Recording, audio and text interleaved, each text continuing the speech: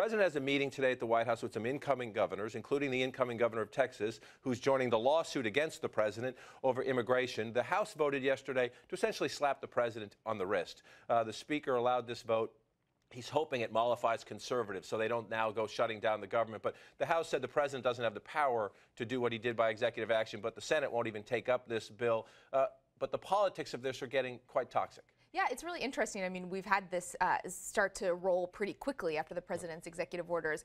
What I think will be most interesting in the conversations with the governors today is sort of what the president's response is, because while the House had this vote, it is largely symbolic. But these governors are actually looking for ways to, if not totally roll back the executive orders in their states, at least change what their states can do. It's possible that they could be effective. And then if they do have momentum there, what does the House and the Senate do next year when Republicans have full control? And on the policy side, a lot of Republicans say, okay, we pass this thing in the House that says he doesn't have the power to do it. But again, it's politically, it's symbolic, but it's not going to get anywhere. Then they say, let's do border security, let's do other things.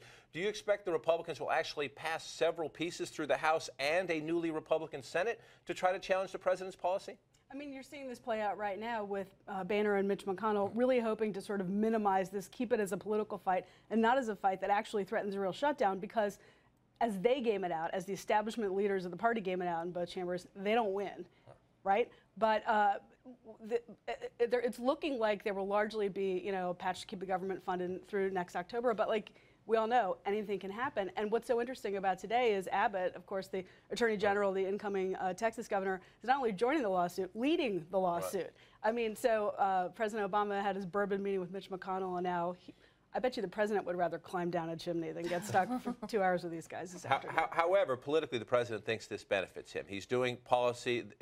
His approval rating among Latinos has gone up. The Democrats think it benefits them in the long term if Republicans keep fighting this. So we'll watch as the politics play out. But the conservative base is now still furious again, or still, I don't know what the right word is, with Speaker Boehner and Leader McConnell. So we'll see how this plays out.